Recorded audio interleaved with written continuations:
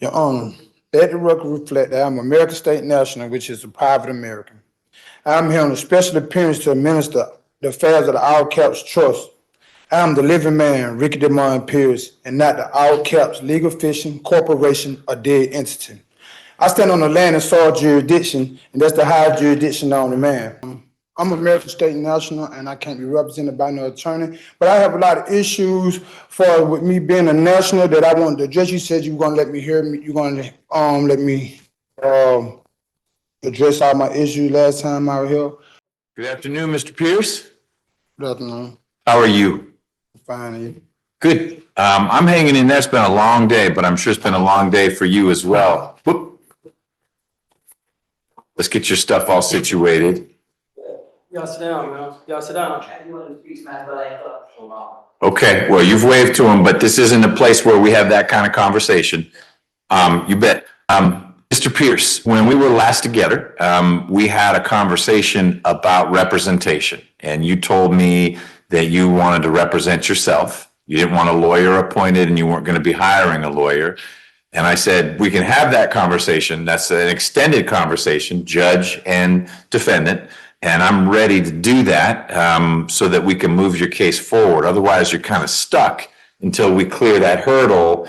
You have a right to represent yourself, but I need to make sure that you are knowingly invoking that right and intelligently, which is not me telling you you're not intelligent. I just need to make sure you understand the consequences of self-representation.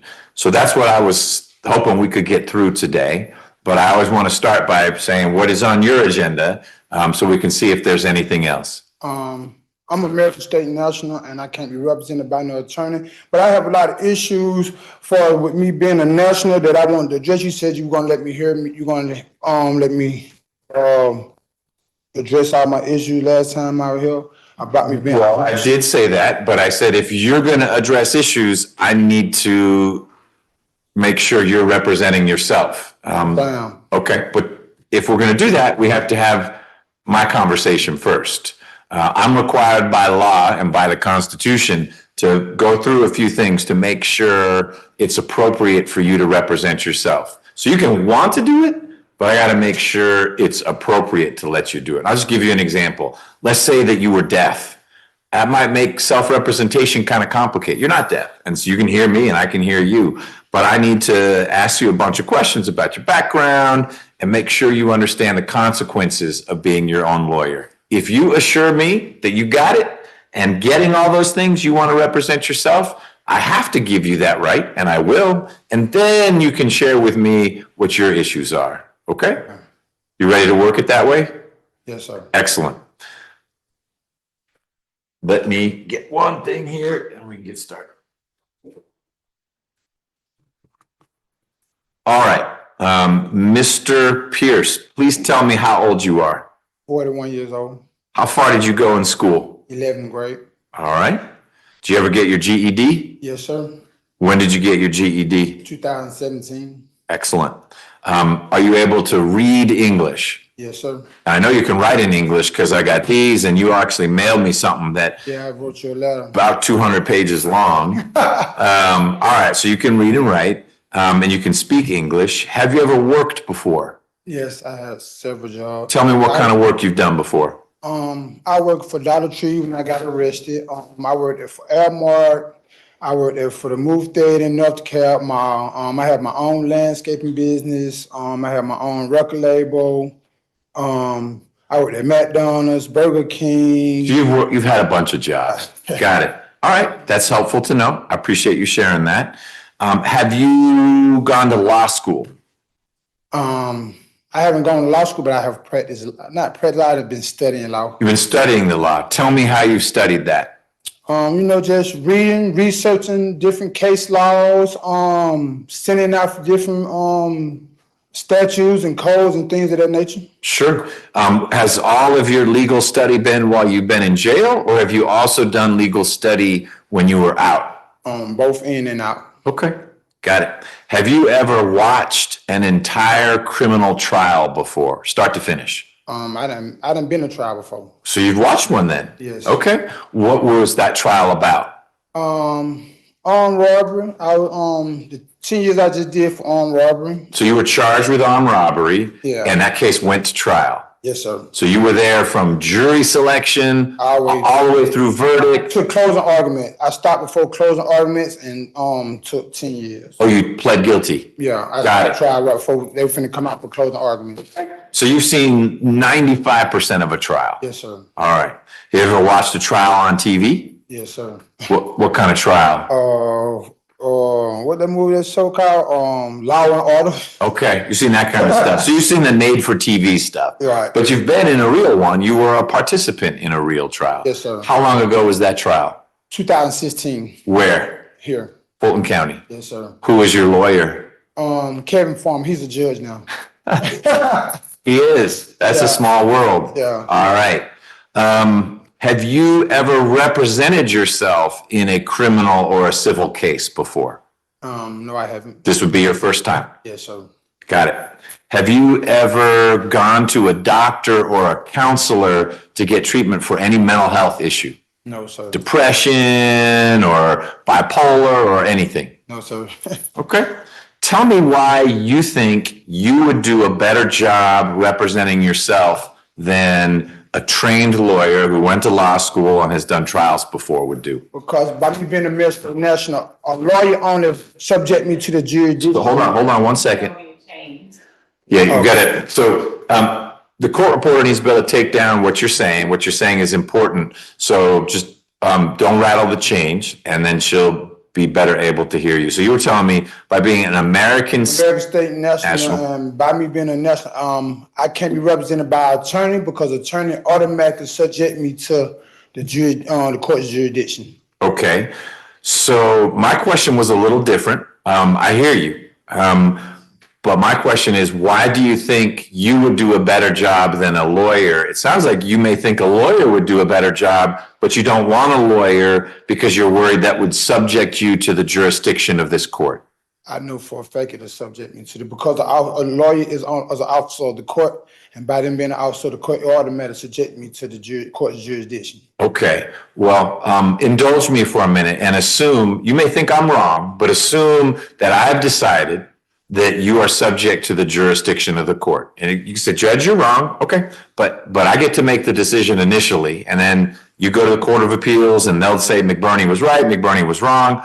But if I've decided that this court has jurisdiction over you and this case and your co-defendant, do you want me to appoint you a lawyer because you're stuck here anyway? Or you still want to represent yourself? I still want to represent myself because I'm not under the court jurisdiction. No chains. Okay, my bad. My apologies. I'm not under the court jurisdiction, and I've been studying it long enough. Almost my whole family is nationals, and we know pretty much a lot about it. And we know for a fact the only way I could be subjected to a court jurisdiction is through a lawyer, because the birth certificate is a void contract, and through that contract, the birth certificate contract is what makes me subjected to the court jurisdiction. Okay. I'm going to stop you again, not because I'm disagreeing with you. I am disagreeing with you, but we don't need to resolve that right now. I want to keep going with the discussion about representation. Before I get to the next question about the consequences of self-representation, if we fast forward and play this out, eventually you are either going to be pleading guilty in this case or you're going to trial. You're going to disagree about jurisdiction. I'm going to be very respectful and say, you know what? I hear you, Mr. Pierce, and you don't think I have jurisdiction or this court has jurisdiction over you. And I may be wrong about that, but we're still moving forward. Here comes a jury. We're going to do the trial. And so we'll go through that whole process. And I may be told I'm wrong by the Supreme Court, and then I'll have to fix that, and I will fix it. But there'll be this trial. You're going to want to represent yourself, even though we're going forward with it. Yes. Okay.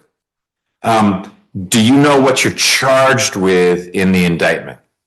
No, I haven't had. I know what I'm charged, but I haven't had nobody come talk to me about nothing. I don't know what's going on. I don't know. Well, that's because you've said you don't want a lawyer. And so this is what we're getting into. No one's going to come talk to you about what's going on. I'll make sure you get the discovery, the paperwork in the case. And when would I? When Well, it's complicated. We can get you the paper stuff pretty soon. Okay. But if I'm making this up, I don't know what's in the case. But if there's video, let's say there's surveillance video, I can't give you that at the jail. It's on a disc. What are you going to do with a disc at the jail? You can't watch that. You don't have a way to watch that. I mean, I would be signing a private investigator too, right? By me representing myself. Nope. You don't get an How would I investigator. do my investigations and this part of the process? Well, we're going to talk about that, but you don't, I mean, that's a reason to say, you know what, I will take a lawyer because that lawyer will have an investigator and that investigator. But can I hire my own private Well, investigator? with your money, if you got money for it, you can hire anyone you want.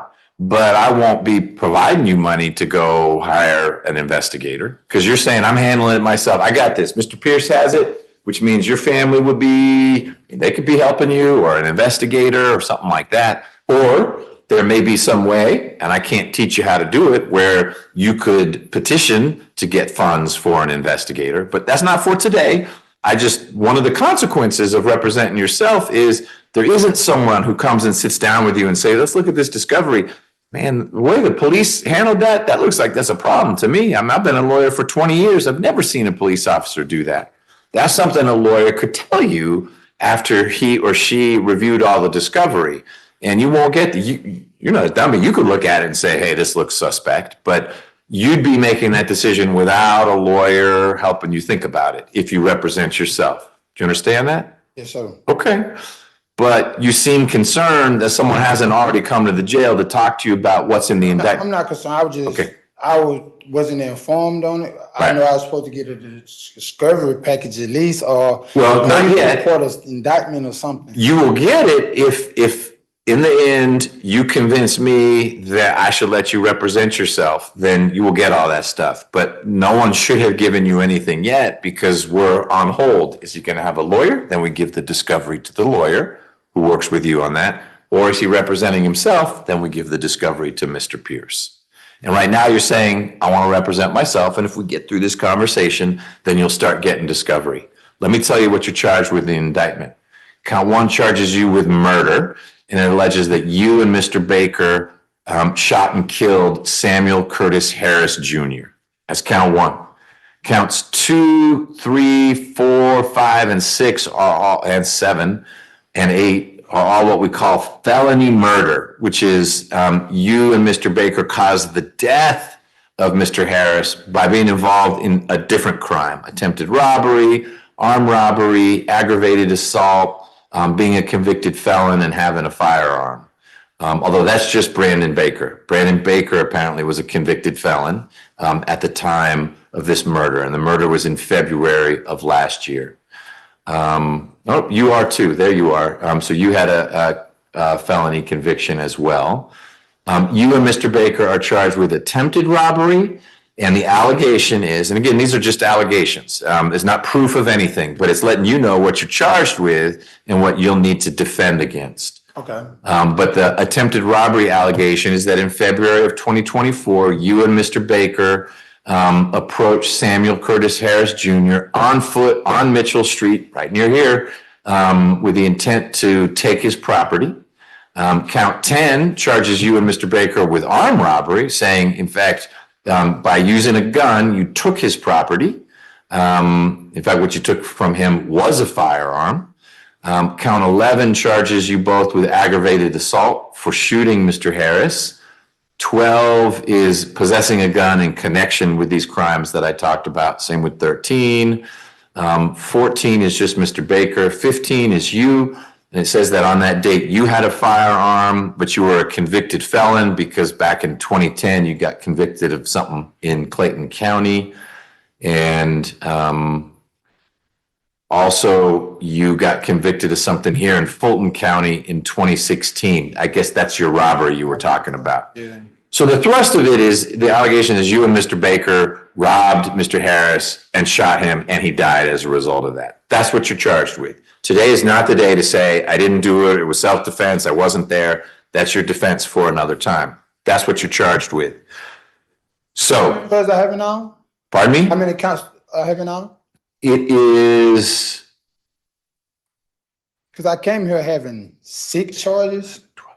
it's about 12 charges, but a lot of them overlap. 1 count of murder, several felony murder counts, because each of those other things I mentioned, the attempted robbery, the armed robbery, the aggravated assault, that creates a felony murder count. And then you've got a couple charges, all for possessing the same gun, but because of your criminal history, it can be charged in different ways. But they got me charged with 3 different possession charges.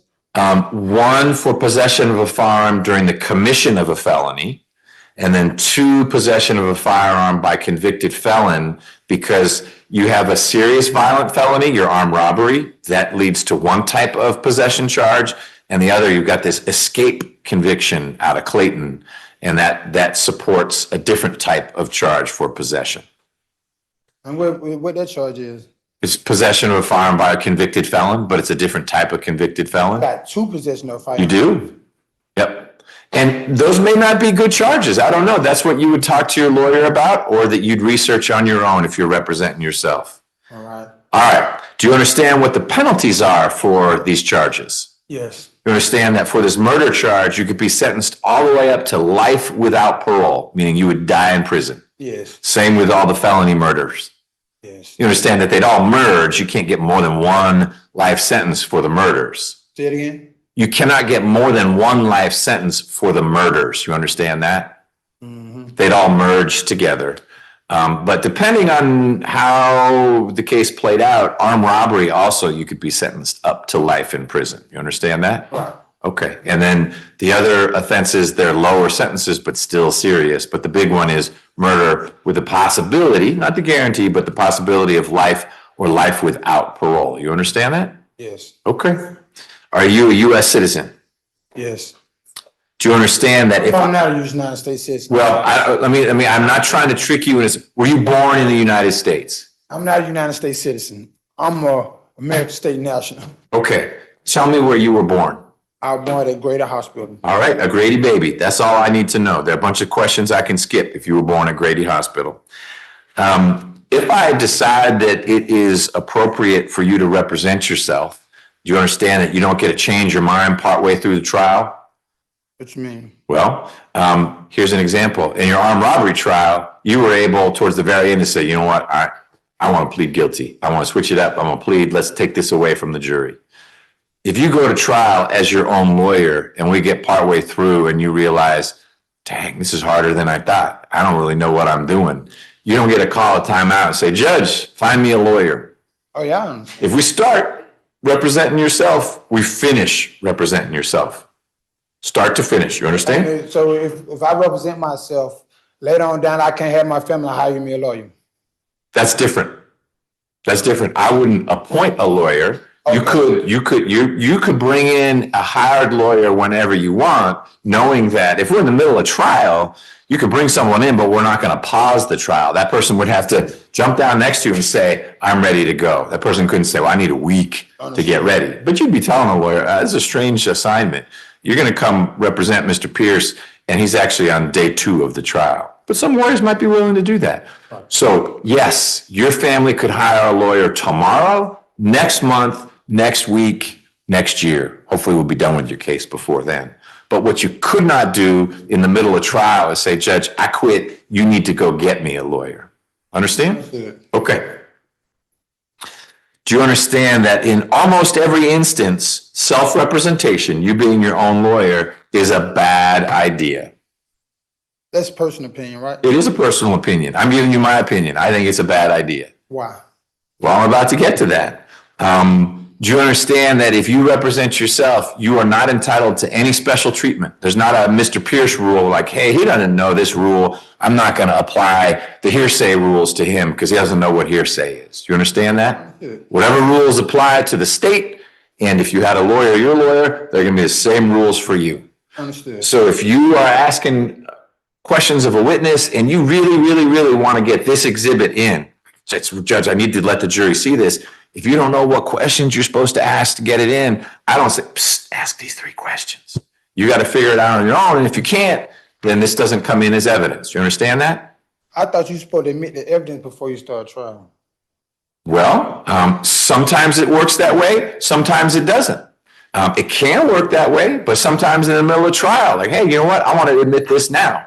But you don't get to ask me questions about how do I do this thing. Oh, yeah, If there's an objection and I sustain it, and you look kind of confused, you're just going to stay confused. I don't take a time out, have the jury leave the room and say, here are the 3 things you need to do to get this piece of evidence in. You understand that? Yes. That's one of the reasons why I think it's a bad idea, because I know you're smart and I know you've been doing some legal research, but I also know that you're not a trial lawyer. And so you might not know how to get something into evidence because you don't know which questions to ask, but you're aware of that. You know that's the rules.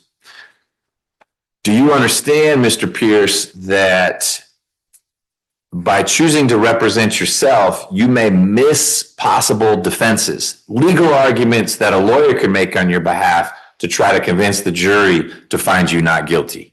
Understand that? Yes. Yes? Okay. Do you understand that anytime that you fail to make what would be a valid objection, let's say the prosecutor is asking a leading question, and if you objected, I'd sustain it. If you fail to object, that evidence is coming in, and you don't get on appeal, say, wait, that evidence came in. Because if someone doesn't object, that's not anything that can ever be appealed. Do you understand that? Yeah. Okay. Do you understand that I will not be making objections on your behalf? I may be thinking, this prosecutor is breaking every rule in the book with these questions, but they're rules of evidence. And it's not my job to hit the buzzer and say, that's not a fair question. It's your job to hit the buzzer and say, I object. You understand that? Yes, sir. And I won't give you a little signal like a wink saying, hey, now's the time to object. It's you're on your own, sink or swim. You understand that? Understood. Okay.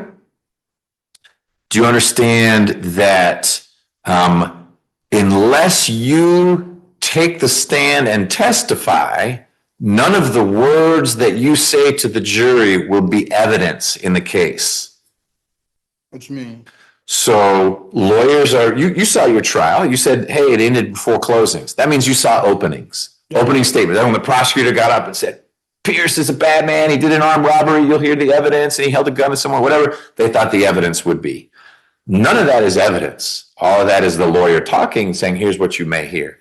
You'd be free to give an opening too. And your opening might be, I wasn't there. It was all Mr. Baker. You're going to hear evidence that I was in Louisiana when this crime happened. That's not evidence that you were in Louisiana. That's just you talking to the jury. And I'll be telling the jury that nothing that you say when you're giving your opening or that the prosecutor says while she's giving her opening is evidence. It's just some guidelines that the jurors could choose to follow as they're thinking about what the case is about. The only way you would get evidence in is if you choose to testify or if you figure out how to admit exhibits. Question. Yeah. What's the difference from me starting an open argument and a lawyer starting an open argument? It'll be admitted evidence if a lawyer start an open argument. It's not, nope. I tell the jury before we start the trial that you're going to hear from, if you represent yourself, I won't say the lawyer, I'll say you'll hear from both sides. You're going to hear from both sides an opening statement. That's not evidence. It is a preview of what each side thinks the case is about, but it's not evidence. And you didn't get to hear this because you pled out before then, but I would say, as would any judge before closing arguments, you're about to hear closing arguments. These are not evidence. These are arguments from both sides saying, here's what the evidence showed, or here's what the evidence failed to show. Evidence only comes in through someone who's under oath on the witness stand or when an exhibit is admitted, which means if you wanted to testify to get evidence in, you'd need to take the stand. And the reason for that is that's because the state gets a chance to ask you questions too. Right. Otherwise, you could just get up and give an opening saying, I didn't do it, or it was self-defense, all that kind of stuff. And you can say those things in your opening, but it's not evidence. And I'll tell the jury that. And so if you chose not to testify in your trial and you didn't put up any other evidence, then the jury wouldn't be considering what you said in your opening or your closing. You understand that? Yeah. Okay. Do you understand that even though you know some of the law around criminal cases and this and that, if you choose not to have an attorney, you are losing the value of an independent perspective on this case, someone who is not connected to what happened or didn't happen in this case. What you mean by that? One value of an attorney is that that person comes in and looks at the discovery and says, hey, I'm coming in from the outside. I wasn't there. I don't know you. I don't know Mr. Baker. I'm telling you right now, this looks real bad. There's surveillance footage and you're wearing a t-shirt that says Ricky Pierce and your fingerprints are on the gun and your DNA is at the scene. I'm making this up, but a lawyer could say all this and say, look, Pierce, you need to work this case out because the prosecution is going to run the bus over you and back it up and run it over you again with all this evidence. That's a lawyer having a hard conversation with you, if that's what the evidence was. But you also might have a good lawyer look at it and say, they have nothing on you. You were merely present. Baker had the gun. The video footage shows Baker shooting the guy, and you're standing there looking as scared as the poor guy who got shot.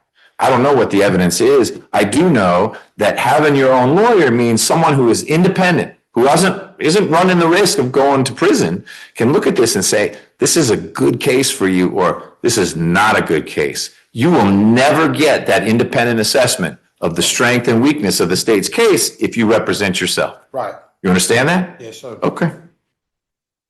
Do you understand that the prosecution will be free to bring in the most experienced attorney it wants? I won't say, hey, Pierce isn't a lawyer, so you need to bring in a brand new prosecutor who's never tried a case before, so it's more even. Understand that? Yes. They could bring in the big guns, and that's your problem and not anyone else's. Understand? Good. Okay. Do you understand that I will not ever tell the prosecution to go easier on you as the opposing side because you're not a lawyer? Yep. I'll expect them to treat you as respectfully as they do defense attorneys because you ought to be, you're the other side, but they aren't going to need to pull punches with objections or anything like that. If they think something wrong has happened, they're free to object. You understand? Yes. Okay. Do you understand that if you are found guilty at trial, you will not be able to argue on appeal that you were a bad lawyer for yourself? Understood. Because that's a claim that a defendant can always make if he's got a lawyer. It's called ineffective assistance. See, you know stuff, but you cannot say I was ineffective, meaning Ricky Pierce was ineffective. Right. You may have been very ineffective, but you don't get to argue that if you're your own lawyer. Understood. All right, you're understanding all the stuff you need to. Do you understand that you will not get extra time to prepare for trial just because you're representing you're gonna have plenty of time. Trial's not tomorrow. But if you say, you know what, I need a year to get this done, I'm gonna say, no, you don't. You're not gonna get any more time than I would give the lawyer that I would appoint to represent you. Or if you hired a lawyer, I wouldn't give that lawyer a year to get ready. There's a family that's grieving because of a loss. You're sitting stuck in jail. And so we need to move this case along. I'm not going to rush it, but I'm not going to go slowly just because you represent yourself. Understood. All right. Do you understand? And this is something we've already talked about, but it's important we cover it again. Your ability to investigate this case and do legal research will be very limited by the fact that you're choosing to represent yourself and you're stuck in jail. Yeah. You got that? You appreciate that's a disadvantage, Yeah. but it's a disadvantage you're willing to eat. Yes. Okay. All right. You understand if you had a lawyer, you hired one or I appointed one, that lawyer would not be stuck in jail with you. That lawyer would be able to go out and you could say, hey, you need to go interview Fred Smith. And they'd try to find Fred Smith. And they'd have an investigator who could try to find Fred Smith. You understand that? Yes. You're going to need to figure out how to do that on your own. Right? Okay. Now, if you had a lawyer, you understand that that lawyer could give the opening statement for you, could do the jury, we call it voir dire, but questioning jurors in advance when you're doing jury selection, could interview witnesses, subpoena witnesses, prepare jury charges, do closing arguments, cross-examine the state's witnesses. A lawyer would, should, and could do that for you if you had a lawyer. You understand that? Yes. And you won't have any of that if you represent yourself. Yes. All right. Has anyone threatened you to get you to waive your right to a lawyer? No. Has anyone promised you something to get you to waive your right to a lawyer? No. Mr. Pierce, do you want to represent yourself, at least for now, in this case, understanding that the only way you can undo that is by saying, I hired someone. Here's this lawyer for me, because otherwise you're telling me, no, I got this. You understand that? Yes. And do you want to represent yourself? Yes. Okay. Well, I find, and I'll get this in writing and enter an order to that effect in the docket, that you're aware of the charges against you: murder, felony murder, aggravated assault, armed robbery, etc. The consequences you face if you're found guilty, up to life without parole. The advantages of having a lawyer: outside investigation, independent opinion, legal expertise, etc. The disadvantages of having no lawyer: hard to investigate, hard to do legal research.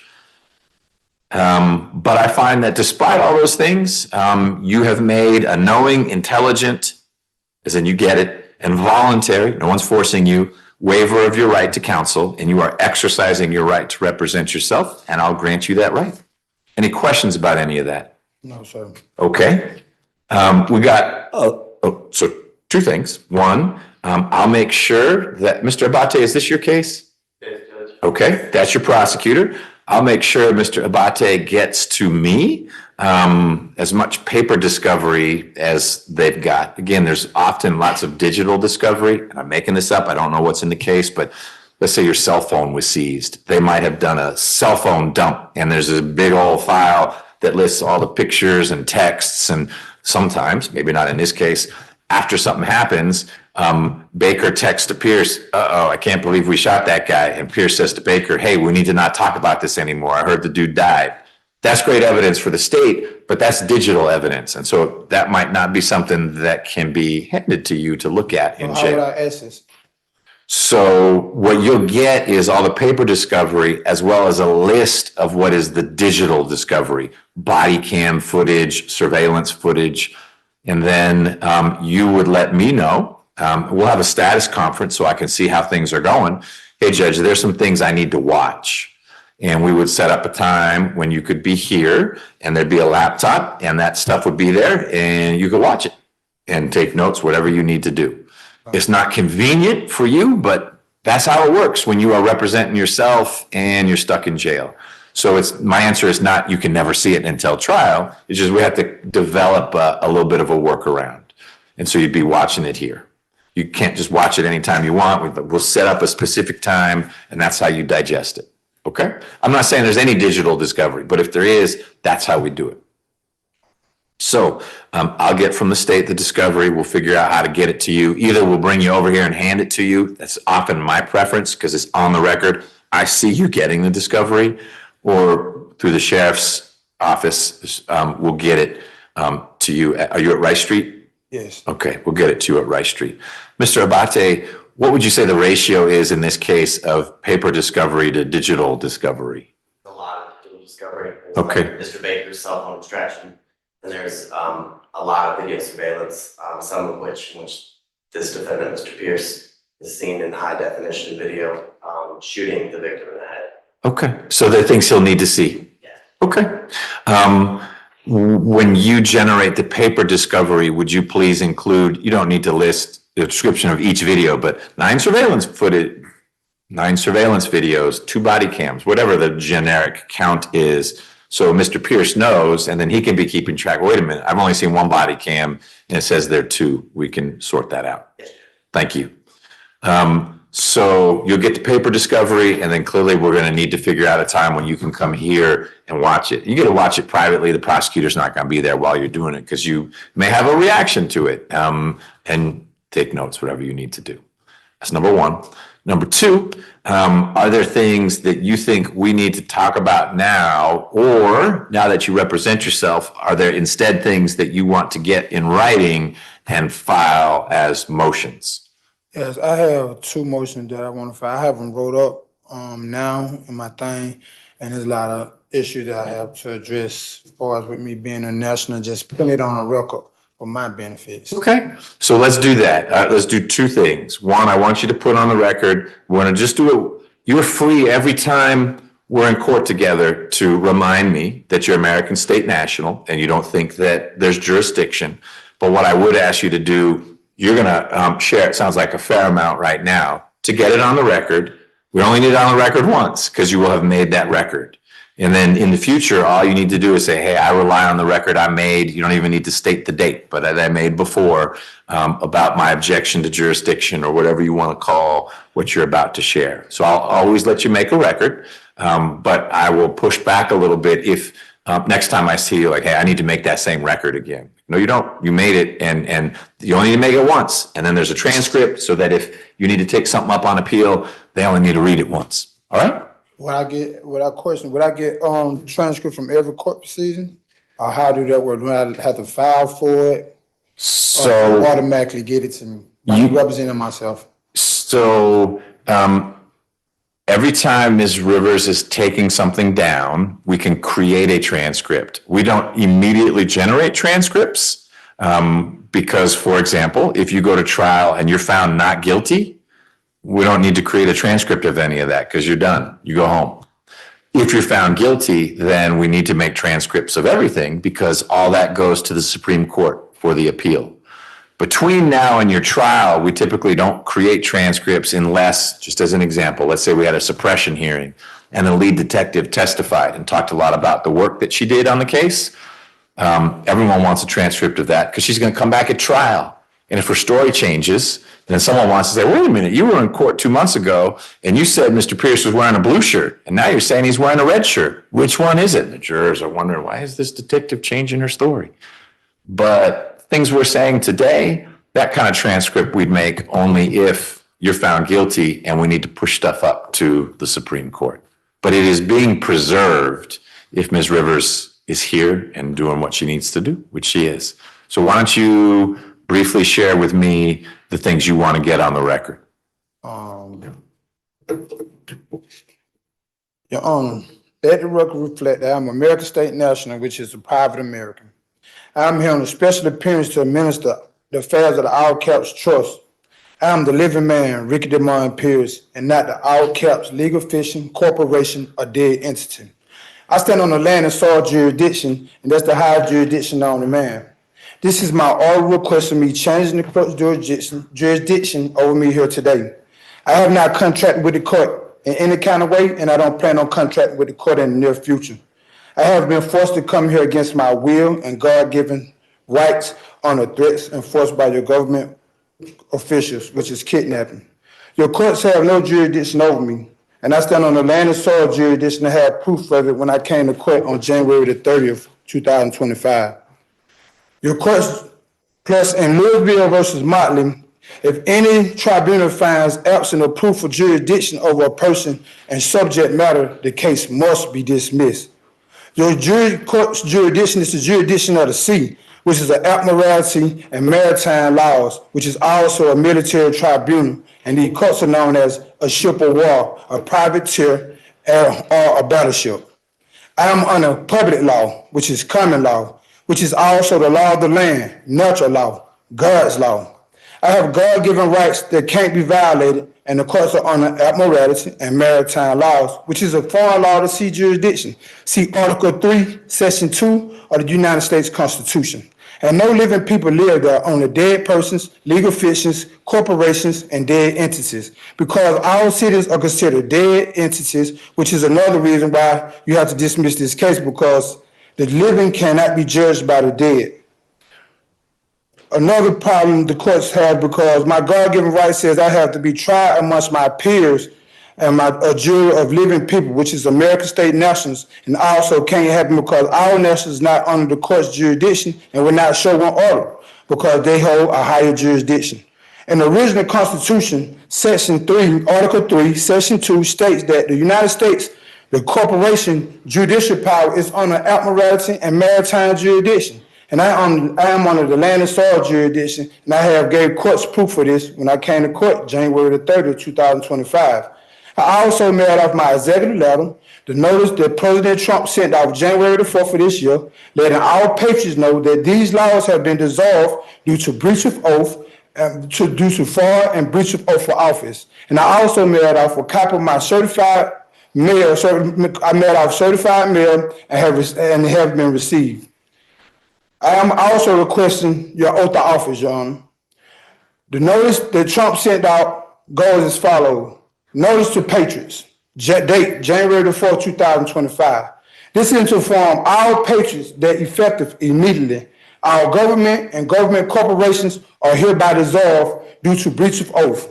Additionally, All statutory and foreign laws are also dissolved. The only legal framework that remains in effort are constitutional law as outlined in Article 61 of the Magna Carta and established common law. This directive is especially for corporate bodies and government workers. Any government corporate body, including police, judges, lawyers, and any individuals operating in these capacities must cease operation immediately. Those who continue to operate after this notice will be liable for prosecution for fraud and breach of oath. It is imperative that all government workers comply with this directive. Failure to adhere may result in serious consequences and even including potential military actions. I declare on the penalty of perjury on the public law of the United States of America, the de jure government, from without the United States of America, the de facto government, and without the United States of America, the corporation territories. I reject, renounce, and remove all powers of attorney granted to me or issued under my name prior to this day. My birth certificate was the only contract that subjected me to these laws, but the birth certificate contract is void because I was only a minor and had no knowledge of this contract when it was constructed, which makes this contract void, which means the court lacks subject matter jurisdiction over me. I am no longer an employee of the government, which is the corporation government. I declare on the penalty of perjury on the public law of the capital T, United States of America, the de jure government, that I reject, renounce, and remove any and all alliance to any king or prince, any foreign state, any foreign government or flag. I declare on the penalty of perjury on the public law of the United States of America, the de jure government, that I have never knowingly, wittingly, or voluntarily pleaded myself to any incorporated entity at all, including but not limited to any incorporated church, synagogue, masjid, or temple. I declare on the penalty of perjury on the public law of the United States of America, the de jure government, that I have never knowingly, wittingly, or voluntarily pleaded myself of any foreign state, foreign sovereign, or separated myself from my birthright political status as American state national. I declare, publish, and affirm on the penalty of perjury on the public law of the United States of America that I am a lawful inheritor, acting with full rights and authority, responsibility, and honor now and always while my tenure on earth shall last. I, the living man, Ricky DeMond Pierce, affirm and declare that I have returned to my lawful birthright political status as a Georgian, and I have copyrighted and trademarked the all caps name, which is a trust and not the living me. I have occupied my executive office and never gave the courts any permission to use the all caps name, which is fraud. I have over 40 violations that the courts have committed upon me and my God-given rights as American state national. And I have counted over $800 million in violations over the time that I have been incarcerated at Fulton County Jail, these 150 plus days, and it's only adding up as I sit in Fulton County Jail against my will and consent. And they are as follows. 1, these are all combined municipal and territorial notices of violations against Americans with failure to perform any and all occurrences listed below in this section, starting at $10 million. A, notice of claim of sole relief and remedy. B, notice of violation of the Landman Act, attempted attachment and seizure of unregistered trademarks, Title 15, Section 1125, 8, and 11. Notice of violation of admiralty and maritime and prior cases, Title 25, Section 1331, 1, 2, and 12. D, notice of violation for special maritime and territorial jurisdiction of the United States, Title 18, Section 7, 1, 3, 8, and 13.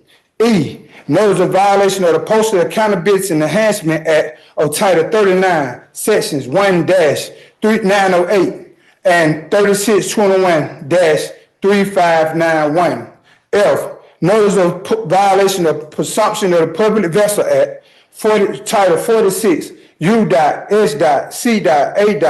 Appendix, Section 781 through 790, as originally enacted. G, notice of violation of the False Claim Act, Title 31, U.S.C.A. Sections 3729A and 7. H, notice of violation of the Foreign Sovereign Immunity Act, Title 28, Section 1602 through 1611.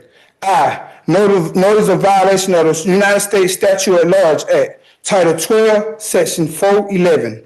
K, notice of violation of the Geneva Conventions by the United States Department of Defense. Mr. and United Pierce, States. Mr. Pierce, I'm going to just pause you for 1 second. You were on K. How many letters? I want to make sure I'm you're almost done because we're getting into international stuff and that's getting a little far afield. All right. 2, private easements fee schedule. Penalty for private use, $250,000.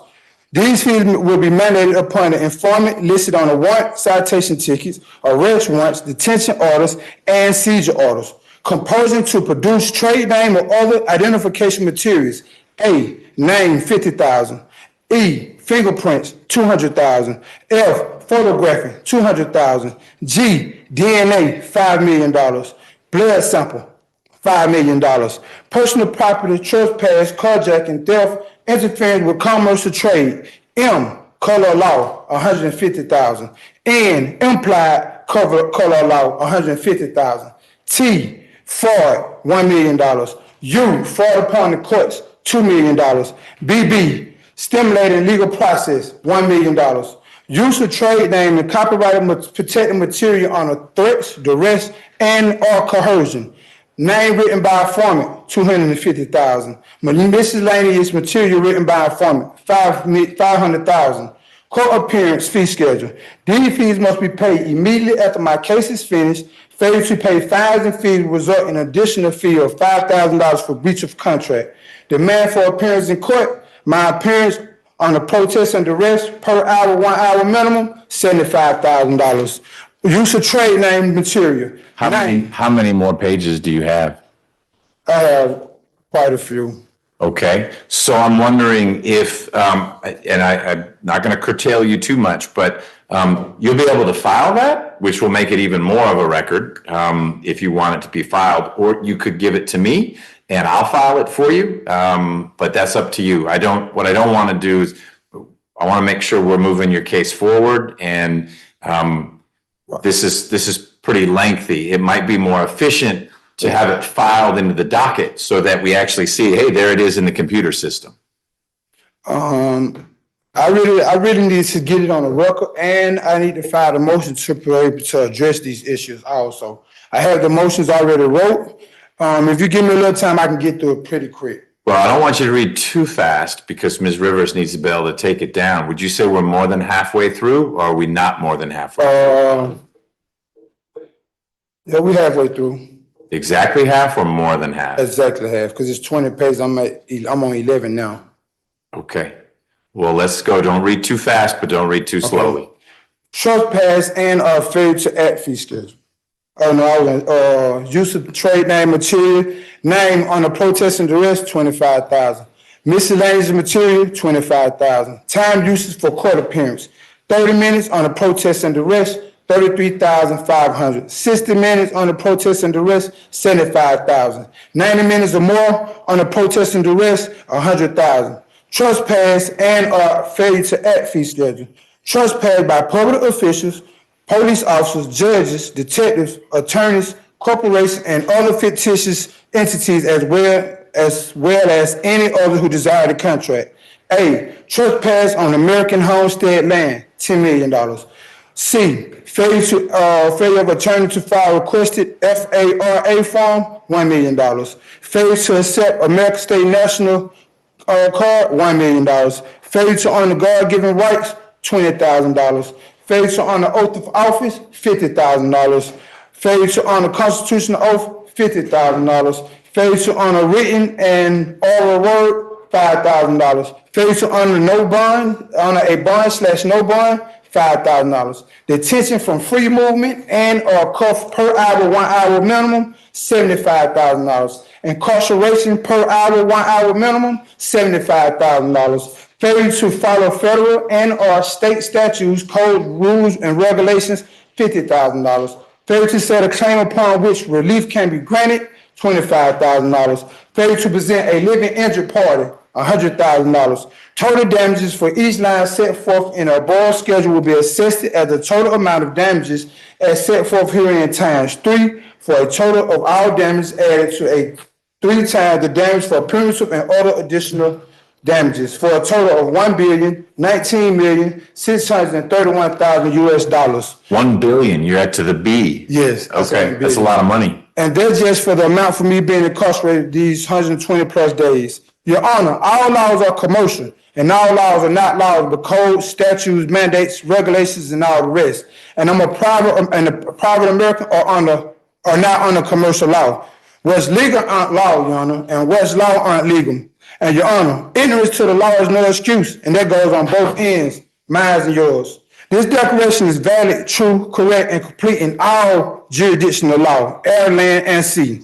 Your Honor, let the record reflect that if you war against this is warring against the Constitution, and warring against the Constitution is called piercing the veil, and piercing the veil is called treason. Treason is punishable by death, and there is no remedy for treason. Also, in Orange versus Independence, officers of the court have no immunity from persecution when violating the constitutional right. I am honored the United States of America, the Danjur government, the Confederation of the States. Mr. Pierce, there's one phrase you've used a whole bunch of times and I don't understand it. The what government? The Danjur government. Spell that? D-E-J-U-N-E, space J-U-N-E, Danjur. D-E? J-U-R-E. Oh, got it. Okay. Danjur. Yep. Thank you. Okay, which is the Confederation of the States. And the Federation gave the United States, the corporation, the de facto government, the power to operate out the 10 square miles, which is in Washington, D.C. And any laws outside of Washington, D.C. is commercial. And private Americans are not under commercial laws. We are under public law, which is common law. My God-given rights has been violated by being forced to give my DNA, fingerprints, eye pattern, and blood DNA against my will. I never consented to them arresting me or detaining me after I put them on notice of my political status. Your Honor, United States, the de facto government, is a for-profit corporation, which means they have a Dun and Bradstreet number, and no corporation can interact with a living man under another corporation. Your Honor, it states that every man is independent of all laws except those prescribed by nature. No man or woman is bound by any institution formed by his fellow man without his consent. See case law, Cruden versus Neal, 2 N.C.338, May term 1796. Your Honor, in 1845, the then Pope and the British monarchs, both of whom were honor bound to act as trustees for United States Trust, and both of whom acted in gross breach of trust, agreed that the American experiment was not working. The whole idea of self-rule was antithetical to the idea of divine rights of a king's supremacy. So they signed a secret treaty of Verona and agreed to undermine the American government. The British Monarch Commercial Company, which controls the bankers and lawyers, issued license to lawyers to act as privateers. That's why the Bar Association requires licensing. Acronyms for bar mean British Accredited Registry. Anytime we see the word license, it means that someone in a position of rulership is giving someone else permission to do something that is otherwise illegal. In this case, the king gave the members of the Bar Association permission to act as privateers against American commercial vessels. Because the jurisdiction where they attack us is international, admiralty, and maritime commercial laws. And that's why you see the gold rings around the flag, around that war flag, because the war flag is a war flag representing that the government is at war with the citizens. See 1864 Naval Agency and Distribution Act. Again, also, the United States was incorporated by the Pope, and the laws we are bound by are foreign laws from Great Britain, which means that the United States, the corporation, got Americans to bound by laws from Great Britain, which is also illegal. That's why, again, you have BAR, which stands for British Accredited Registry. What page are we on? What am I almost doing now? I'm closing now. All right. I am 1, change from jurisdiction of the courts. I have a high jurisdiction. 2, I am demanding to see the state of Georgia to show up in proper persona. This must be made by self and not an attorney. 3, I am demanding that the courts present a living injured party because our citizens are considered dead entities, corporations, legal fictions, and artificial persons. I am 4, I am requesting the judge oath of office and the first and last name of every court official in this courtroom before we proceed. I am demanding to see who gave the courts permission to use the all caps trust, which is a copyright and trademark. I'm putting the courts on notice that I have occupied my executive office again, and I'm standing in my full capacity as American State National, and I hold the highest court here today. I am demanding you give me a full relief for my case by either dismissing this case or giving me a bid bond signed and paid through my all caps trust. I am also filing an order of pro se ex parte with prohibition to dismiss my case for fraudulent practices, misrepresentation, and lack of subject matter jurisdiction. Your Honor, I, the petitioner, case will not being handled in the proper courts, which is common law courts. I, the petitioner, was not put on notice by a state-appointed attorney that my case was not handled in the proper courts. I, the petitioner, never signed a contract to be subject to the jurisdiction of the United States and or the District of Columbia. Again, the birth certificate and social security card are voidable contracts that was constructed when I, the petitioner, was a minor. So these contracts could have not been knowingly, voluntarily, or willingly consented to because as a minor, I, the petitioner, lacked the capacity to do so. Again, I am making a clear and unequivocal demand to petition the state to show up in proper persona. The state is a legal entity, and a legal entity is an artificial person. And an artificial person is a corporation, which cannot appear in proper persona. See case law, Penhollow versus DOANES. This vagueness doctrine may invalidate criminal law for two independent reasons. First, it may fail to give a proper kind of notice that will enable ordinary people to know what kind of conduct to prohibit. Second, it may authorize and even encourage arbitrary and discriminatory enforcement. Your Honor, a basic principle of due process that a law is unconstitutional if its prohibitions are not clearly defined. Plus, I, the petitioner, cannot owe a debt in a bankrupt nation, and no title of nobility shall be granted by the United States. See the United States Constitution. Again, Your Honor, I, the petitioner, cannot have a fair and impartial trial when the judge, the jury, the bailiff, the district attorney, and public defender all work for the state and are one and the same. See the case law, the Maggie Hamlet case. Your Honor, the Constitution is a chapter of negative liabilities. Liberties, excuse me. It tells the state to let people alone. It does not require the federal government or even the state to provide services, even so elementary as maintaining law and order. See case law ID, period, CF.OLMSTEAD versus United States 277 US.438 and 478 1928. And again, Your Honor, any judge or magistrate who does not comply with his or her oath to the Constitution of the United States wars against that Constitution and engages in acts of violation of the supreme law of the land. The judge is engaged in acts of treason. See case law Cooper versus AURON, 358 US.1,78S.CF.1401 1958. Your Honor, the authentication of my birth certificate signed by the Secretary of State, the Secretary of Washington, D.C., and the Governor of Georgia is admitting that the government made a mistake by making me to abide by a void contract and subjecting me to the jurisdiction and laws of the government when I had no knowledge of this contract and was too young to even know that this contract exists, that the government tricked me and my parents into without our knowledge and consent. And the courts have a copy of my birth certificate authentication also. Your Honor, I am a private American, which is American State National, and cannot be represented by a bar attorney because an attorney is an officer of the court and will automatically subject me to the court jurisdiction.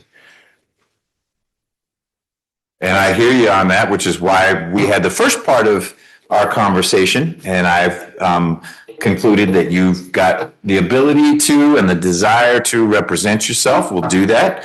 I appreciate you making that record. As you and I agreed, you won't need to do that again. You've now made all those objections, made it very clear that there's $1 billion plus, and I get it that number is increasing. Every day you're in custody and people are trying to contract with you and they shouldn't, all that. You've made a healthy record of that. You're welcome to file things now. Because you are your own attorney, you can now file things of record into the docket. But when we see each other again for whatever the next court event is, we can use a shorthand where you can say, I renew the objections that I made on the record when I was last in court. And that way you're not going to need to break your vocal cords by going through that again. But that was very thorough, and I appreciate you making that record. So is it I can leave these motions here today? So this one time, I'll take responsibility for filing things for you. You know what, I'll wait, because I still have some other. You want to do more work on it? Yeah. Okay. There is a way for you to file things from the jail, and they ought to tell you about that, but you can get things to the clerk's office. Don't mail them to me, because if you mail them to me, I'm not the clerk. They won't get in the docket. They go into my inbox, and I've got my Pierce collection. You should also know if you send things to me, I probably need to send them to the prosecutor as well, because we can't have what we call ex parte conversations. In the same way that the prosecutor can't call me and say, let me tell you what Pierce did. That won't happen. If Mr. Abate wants to talk about this case, you need to be in the loop as well. And so we'll bring you over here, or if it's real simple and technical, we'll get you in a Zoom booth so you can see and hear. But if it's anything substantive, you'll be here in person in open court for that. Okay? So what I see as our next steps, then I'll see if the prosecutor has anything else, and I'll see if you have anything else, is that I'm going to get a scheduling order in that gives a deadline for Mr. Abate to get together the paper discovery and then a list of what the digital discovery is, and we'll figure out how best to get that to you. I need to enter an order that says you get to represent yourself, so that's in there, and then we move forward. Okay, cool. What about you? Yeah. Last time I was here when I went to trial, they had where I went to the law library and look at video footage. That's not possible anymore. Well, yeah, I can. I don't know. Meaning you went to the law library at the jail, yeah, and you were able to They had an officer supervise me to watch the videos. Okay, why don't you ask? That's a question you need to ask the folks out there. I don't control the sheriff's security protocol. They may still do that. They may have cut it off because someone said it's video footage and instead it was an adult movie or something. And that's not you, but someone may have done something that abused that privilege. So ask, and if the answer is there's a way to do it, we'll make it happen. What I do know works, because I did it the last time I had a pro se defendant, is that he came here and we had a laptop. The prosecutor brought in a laptop and said, here's the directory, here are the 5 videos. Prosecutor went away and you hit play and you got to watch them. Took whatever notes you wanted and then you went back. So worst case scenario, we'll do that. But if you figure out there's a way to do it at the jail, then we can talk about making that work. Who I need to contact? I think I need to contact the sheriff office, the sheriff or something. It will be someone at the jail. I don't know who you talk to. If you want to go to the law library or if you've got a headache and you want a pain pill, I would talk to staff out at the jail. Hey, if I want to do X, is there a way to do it? If they say there's not, then we got to do it over here.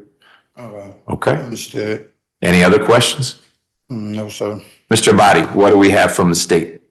So on the last issue you just, or Mr. Pierce just raised, I don't believe the jail does that anymore.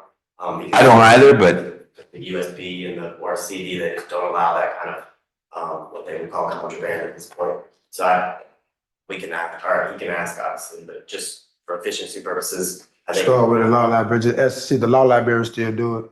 you should ask, but don't be disappointed if the answer is no. I think there were issues with, a USB drive is so small and it ends up in someone's pocket and then it's on the 7 North and I'm not saying you did.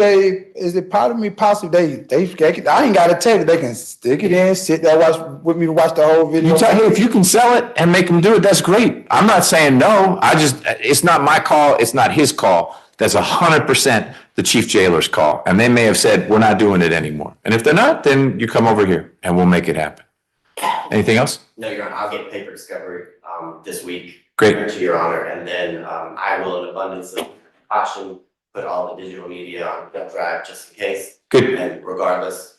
Well, and that'll be helpful because if you include that with the paper discovery, then you don't even need to be in. If we can get our hands on a laptop, then we'll let you know when Mr. Pierce is coming over, but we may not need to impose on you to show up with the stuff loaded on a computer. I don't know. I don't want to get in the middle of the technical stuff, but I do want to enable Mr. Pierce to see what the state has. I have no problem logging in a laptop when he's here. We did that with Judge Ingram on multiple occasions, and it seemed to work pretty efficiently. Good, I think so. And Mr. Pierce is an ANC recidivist, so he is facing, if convicted, a mandatory life without parole sentence. Okay, and is there a recidivist notice in the docket? Not at the moment. I intend to file Okay. Mr. Pierce, I'm going to translate that for you. You may already know what it means, but because of your criminal history, the state has the ability to file a pleading, which it sounds like they're going to do, that if you're found guilty, and all this is contingent on a jury finding you guilty. If they find you not guilty, none of this matters. Okay. But it's a big if. And if a jury comes back with guilty, I had mentioned that the maximum possible penalty was life without parole. But if you'd never been in trouble before, that's not a mandatory sentence. Life, I'd have to impose life, but I have the option to choose between life without parole or life. Unless you've got sufficient criminal history and the state files this notice. And if they do that and they've got certified copies of your convictions, then that takes that discretion away from me. And the only sentence you can get is life without parole. And that may be where we end up, but they haven't filed it yet. When they do, we'll figure it out. But it's important that you be on notice of that, because sometimes the defendant thinks like, hey, you know what, if I'm found guilty, it'll be life. That's a long time, but it's parole after 30 years. But if life without parole is the only option, it just may make you think differently about the case. Don't know, but we'll keep you posted. Okay? I appreciate everyone's patience. Mr. Pierce, we'll get you back here either because you filed something we need to talk about, or it's time for you to look at the digital discovery. All right? So, question before we go.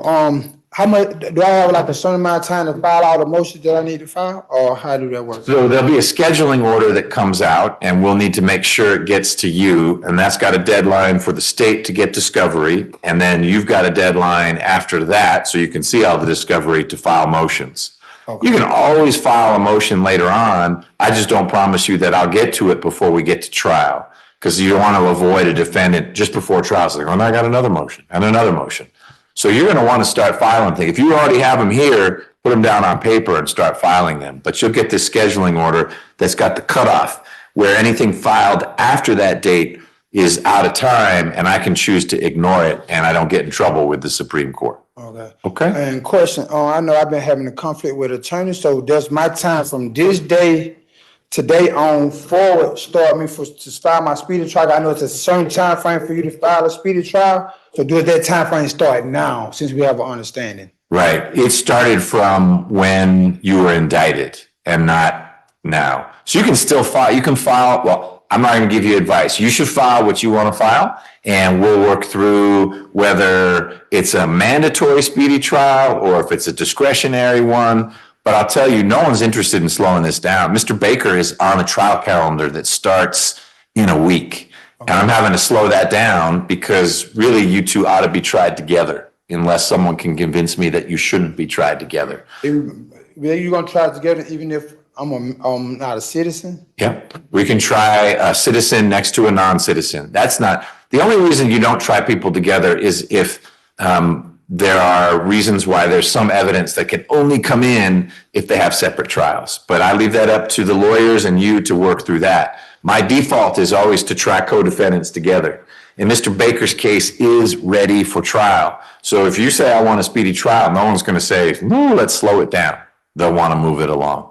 But you file what you want to file, and I promise you we'll work through it. Okay? Okay. All right.